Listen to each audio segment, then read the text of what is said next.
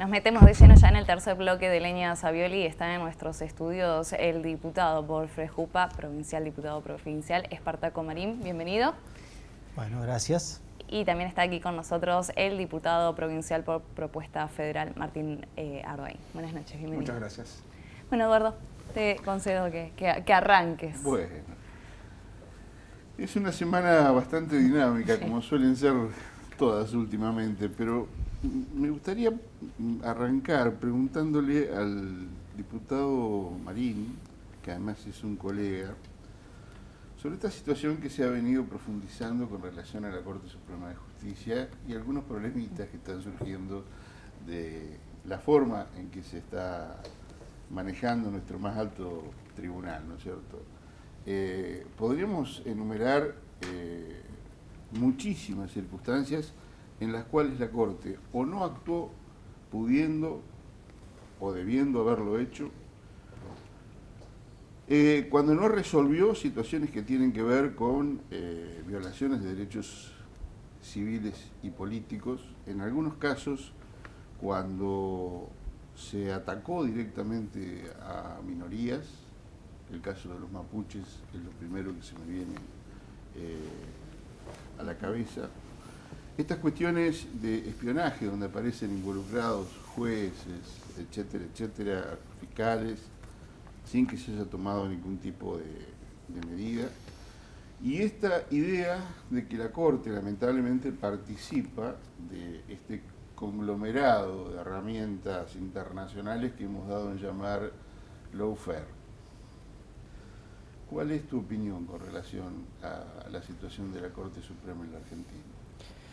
Bueno, en principio es una opinión, como toda opinión, subjetiva, pero además que me consta el accionar de la justicia porque lo viví, lo padecí. Por lo tanto, no puntualmente en la Corte, pero sí a un sistema, digamos, de espionaje que a mi entender no tiene precedentes en Latinoamérica, que se llevó adelante durante un gobierno democrático, como fue el gobierno nacional anterior. Más allá de las últimas noticias de quitar procesamientos a miembros de la Agencia Federal de Inteligencia y particularmente al expresidente, como fueron los de la semana pasada, lo que es innegable es que hubo un operativo en tal sentido, confirmado por los propios espías, confirmado por jueces con posterioridad, confirmado por fiscales. Y si en ese esquema no tenemos en la Corte una figura que por lo menos profundice la investigación, permita profundizar la investigación, bueno, me resulta que es inconveniente, ¿no?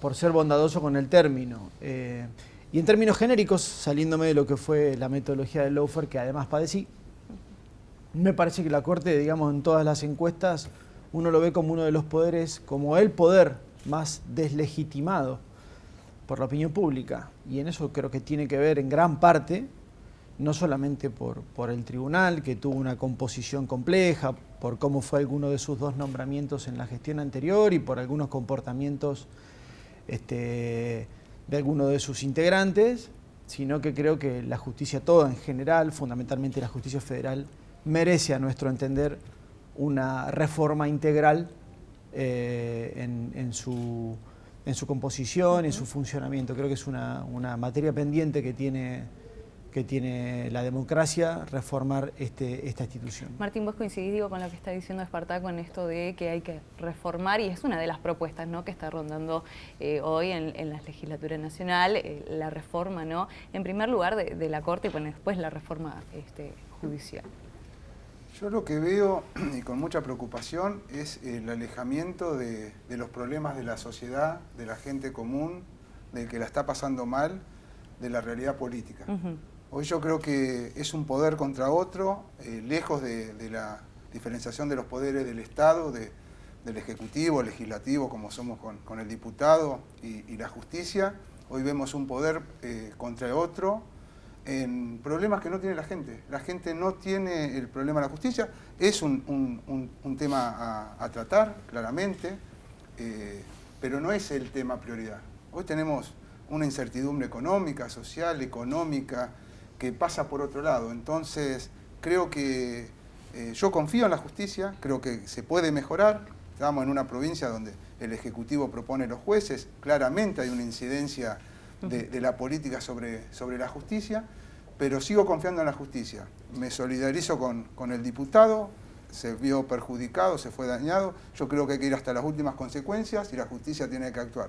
Pero ponerle a la sociedad, con toda la incertidumbre que hoy estamos viviendo, el tema de la Corte Suprema como tema prioridad, yo creo que es alejarnos más. Cuando la sociedad dice, cuando el vecino dice, la política no me representa, no está hablando los temas que a mí me incumben, yo creo que tiene razón. ¿Y por qué crees, Martín, que no es un tema prioritario, siendo que el Poder Judicial es quien resuelve sobre la libertad de las personas, los bienes de las personas, los derechos de las personas? Últimamente, a través de la Corte Suprema, incluso se atreve a legislar, como lo ha hecho con el Consejo de la Magistratura. ¿Por qué no es una prioridad eso?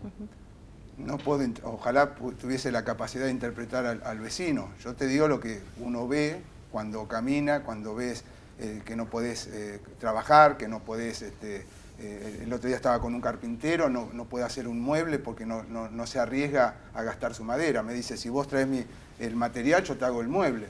El comerciante lo mismo. Entonces, nadie saca en los temas comunes, caminando la ciudad o la provincia, como lo hacemos todos los días, el tema de la justicia. Yo lo que sí veo en algunos medios de comunicación, y sobre todo en el Ejecutivo, y más puntualmente en la vicepresidenta, como una cuestión de fondo. Pero es una cuestión de la vicepresidenta, no del vecino. Pero es lo que uno palpa. A vos puntualmente, ¿qué te parece como legislador? Digamos, vos sos un honorable legislador de la provincia, más allá del vecino o la vecina. ¿A vos te parece que tener un poder judicial a la altura de las circunstancias es importante o no? Sí, totalmente. Me parece perfecto, pero hoy te digo, te vuelvo a decir, estamos con otra situación, con una incertidumbre muy grande, y ahí me das pie.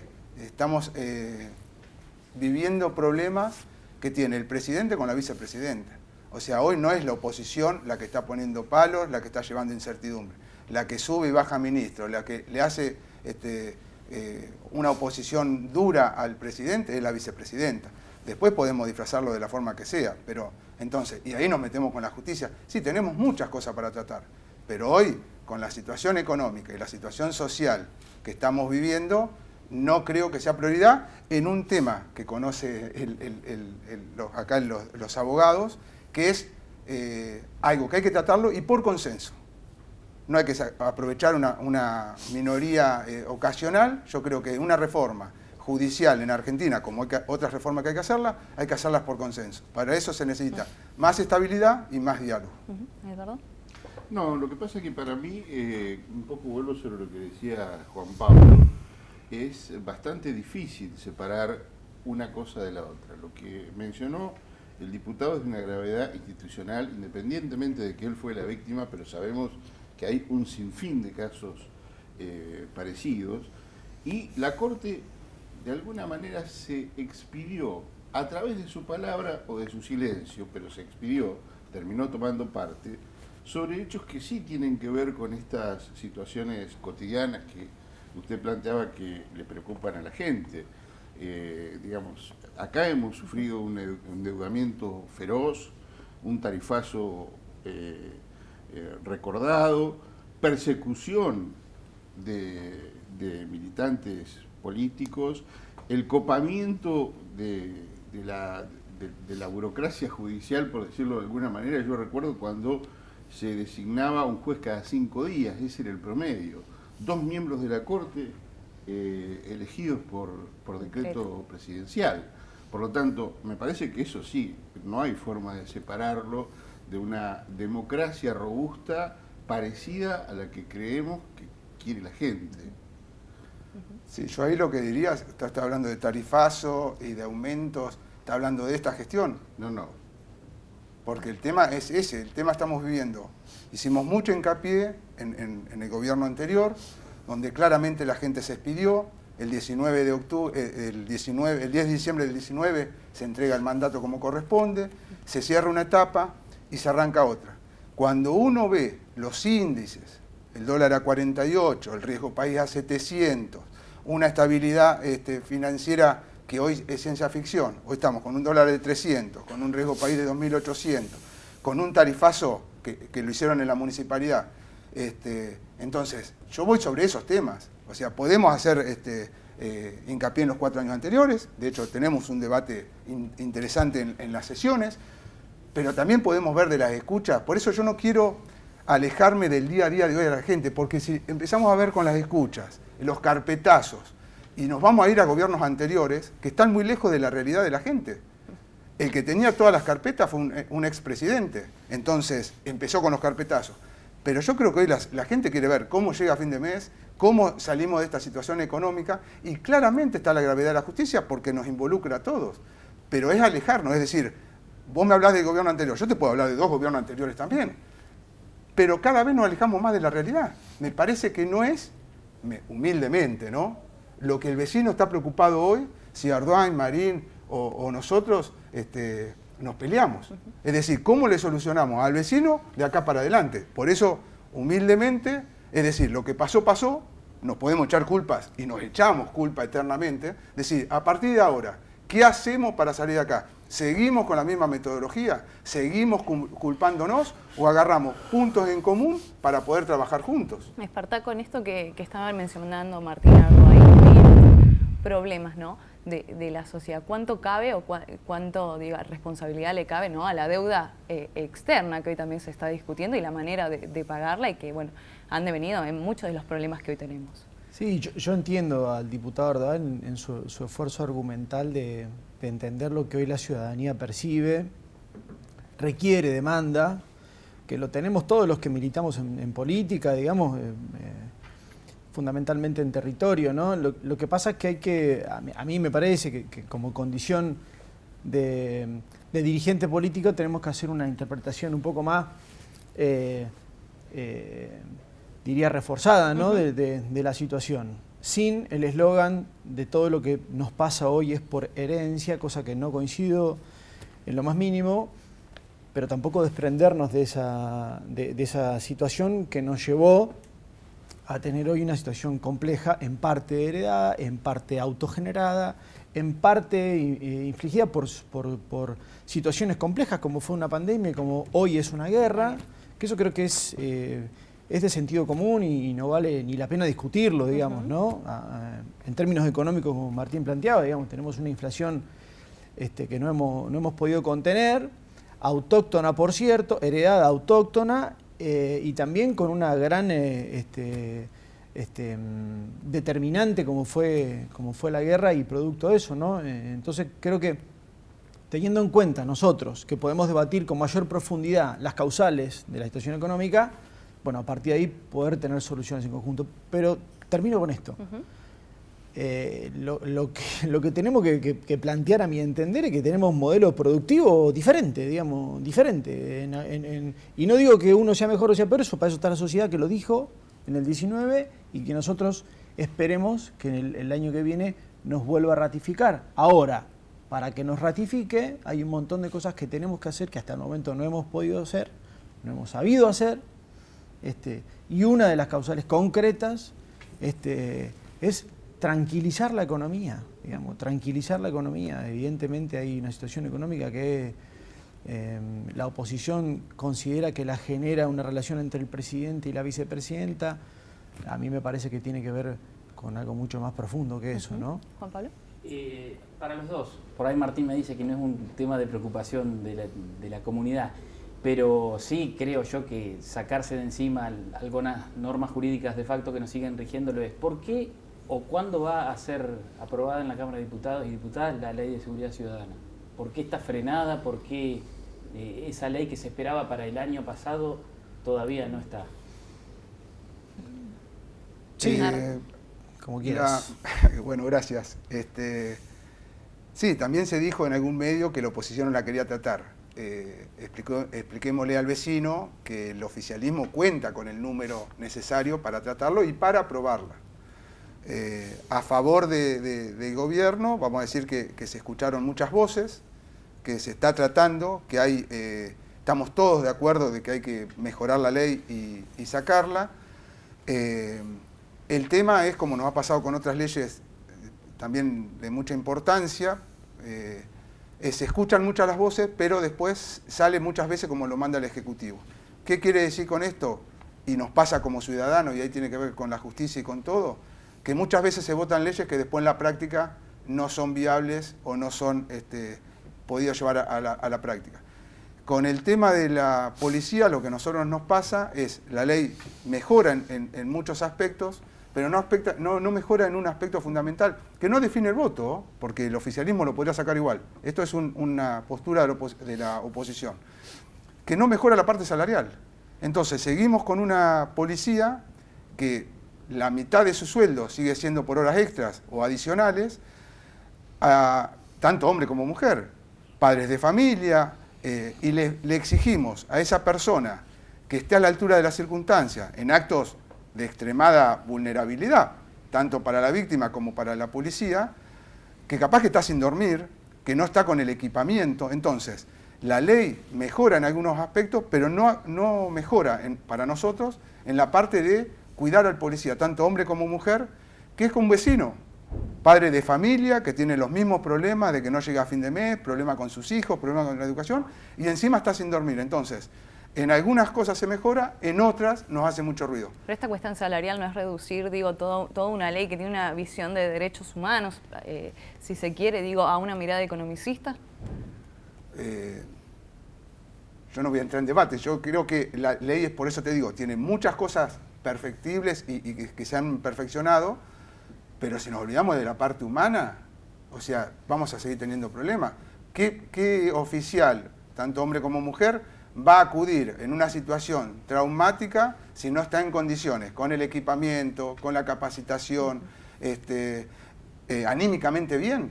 ¿Por qué le vamos a pedir más allá de los estudios, se hizo mucho hincapié en la parte psicológica, en los estudios, en la capacitación, pero una persona sin dormir no puede actuar? Entonces, tiene que ver las condiciones en que va a ir esa persona a trabajar y a actuar, con su descanso, con programar vacaciones, con el cuidado que tenga esa persona, con la relación que tenga con su familia, porque somos humanos. ¿Pero qué parte, perdón, de la ley No. impide esa... No se trató la parte... No hace a la ley, pero para tratar la ley tenemos que ver las condiciones laborales. O sea, es el único trabajador del Estado que hoy no tiene paritarias, que no tiene una defensa. Se mejora en algunos aspectos, pero es el trabajador que hoy, por ahí, no voy a hacer comparaciones, pero es un trabajador que se le exige mucho, porque vos pensás que tiene que hacer cumplir lo que muchos de nosotros no queremos cumplir, hacen el papel de malo, en condiciones no favorables, con mucha menos defensa que cualquier otro trabajador. Eso es lo que quise hacer hincapié.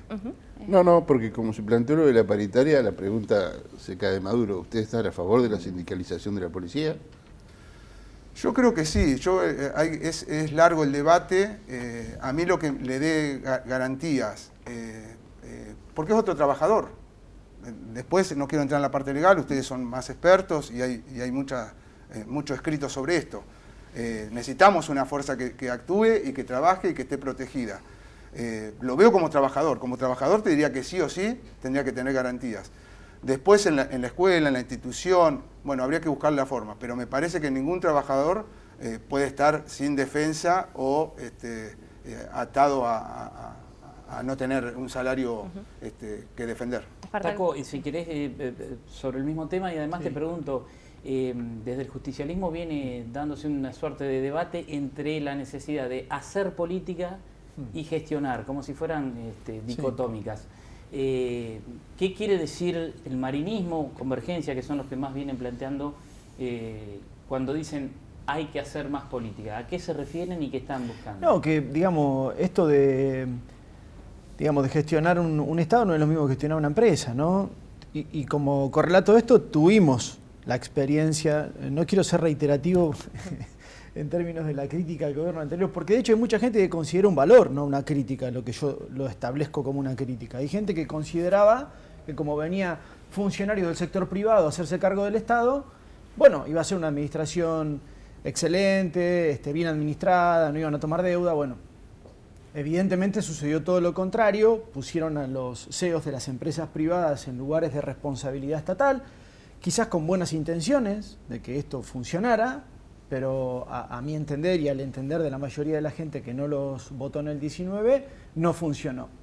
Entonces me parece que tomar ese discurso, o mejor dicho, establecer una dicotomía entre la gestión y la política como si no fuéramos parte de la gestión de un Estado municipal, provincial o nacional, bueno, yo en esa dicotomía no entro. Me parece que el administrar la cuestión pública es permanentemente hacer política, digamos. Uno puede techar a la provincia de La Pampa, pero si no le explica a la gente para qué la techó, por qué estaba goteando, cuál es la idea de techarlo, mañana vamos a hacer la pileta, digamos, me parece que eso es parte de la política, ¿no? ¿Y cómo ves en ese sentido, digo, la gestión del gobierno provincial? Yo creo que hay compañeros ministros y compañeras ministras que lo entienden en tal sentido. Hay otros compañeros y compañeras que por ahí no lo entienden de la misma manera o les cuesta más porque no vienen de la política, digamos, y esto sucede en todo gobierno, digamos, en el gobierno municipal, provincial.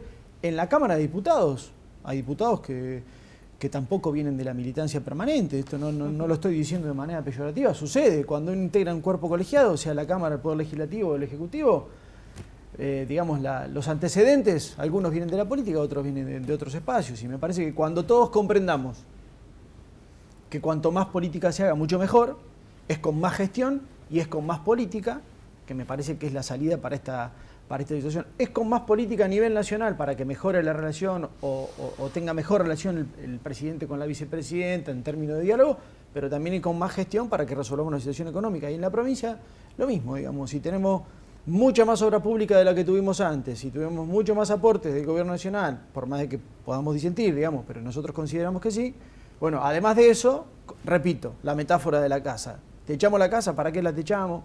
No queremos que haya gotera, hay que hacer otra obra, hay que explicarle por qué es importante tener un techo. Eso también es política. ¿Hay que revisar algunos funcionarios de aquí? No, yo no hago ese tipo de argumentación. El gobernador tiene la responsabilidad de elegir su equipo. No lo hacía ni siquiera con el presidente Macri, digamos, cuando muchos pedían renuncia de sus funcionarios. Eso es responsabilidad de quienes los eligen. Lo que sí, hago mi juicio de valor sobre esto, digamos.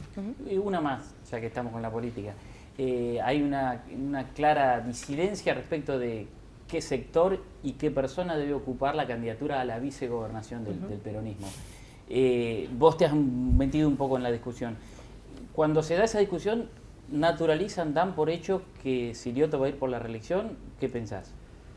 No, me parece que el gobernador, digamos, así muestran sus encuestas las encuestas en cuanto a su imagen y demás. Es un gobernador, digamos, reconocido a nivel de su imagen positiva. Entonces, primero será una decisión de él, supongo, luego de su línea política, luego del peronismo, luego del Frejupa, digamos, compartida, en la cual podamos confluir en su candidatura. Es una decisión personal y luego colectiva de él. Pero en términos de... Yo no tuve una disputa sobre la vicegobernación hace poco, porque después vi alguna cobertura de algunos medios diciendo ahí se están peleando. Yo lo que dije es que no me parecía oportuno hablar hoy.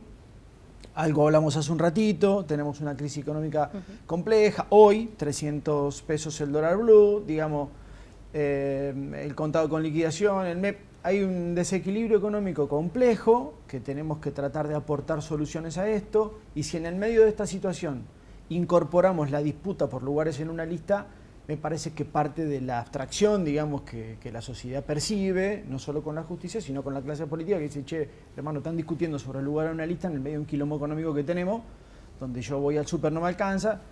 Entonces me parece que eso es lo que dije, digamos, ¿no? Ya va a haber momento y lugar para discutir cuestiones que tengan que ver con la integración electoral. Pero hoy Convergencia, digo, ¿tiene miedo a perder la vicegobernación? No pasa por miedo, digamos, no pasa por ahí, digamos. Son disputas loables, políticas, que se dan todo el tiempo.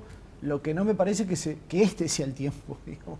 En el medio de una situación económica compleja, a un año de la elección, me parece que no es el momento ni el lugar, ni por los medios, ni en un año no electoral. Será en la sede partidaria donde disputaremos, donde discutiremos, donde diremos en dónde nos fue mejor, en dónde nos fue peor el año pasado en la elección, en dónde sacamos más votos para una lista y menos votos en la otra. Pero me parece que hay tiempo para eso. ¿Eduardo? No, yo te quería preguntar respecto de lo que vos mencionabas hace un rato, gestión o política. Digo, el concepto de gestión no empezó a usarse como una especie de cajón desastre en la política argentina. Todo es gestión, digamos, uno compra una camioneta y hace gestión X, gestión Y.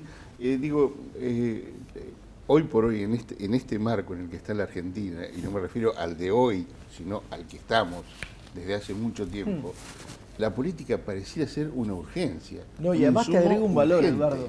Te agrego un valor que yo incorporé incluso, no quiero ser repetitivo en la crítica al PRO, porque repito, para algunos puede ser un valor.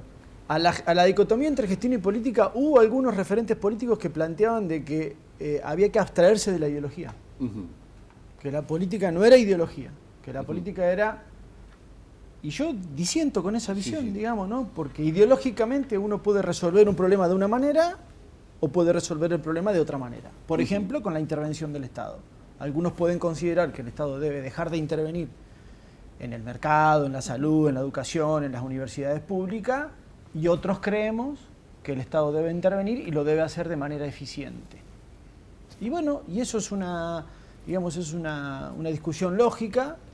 En la provincia de La Pampa, la idiosincrasia de la provincia de La Pampa ha llevado a tener una presencia fuerte del Estado y la sociedad ha acompañado a esa visión política.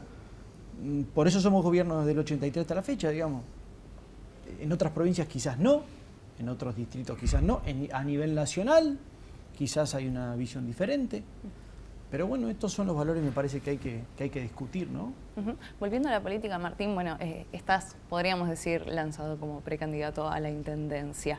Y también dentro de lo que es Juntos por el Cambio, de esta alianza, hay ciertas disidencias, ¿no?, con la Unión Cívica Radical, que también quiere presentar sus propios candidatos. Se lanzó, Marino. ¿Cómo está la relación con la Unión Cívica Radical? Y bueno, y si crees que por supuesto vas a poder llegar a una intendencia. Sí, yo coincido que no es momento de candidaturas. Pero te lanzaste. Coincidimos en que la situación económica, social y política es muy complicada. Lo escuchaba con atención al diputado. Claramente hay dos modelos que los pampeanos acompañaron en La Pampa hasta el año pasado. Ya el año pasado fue una señal de alerta.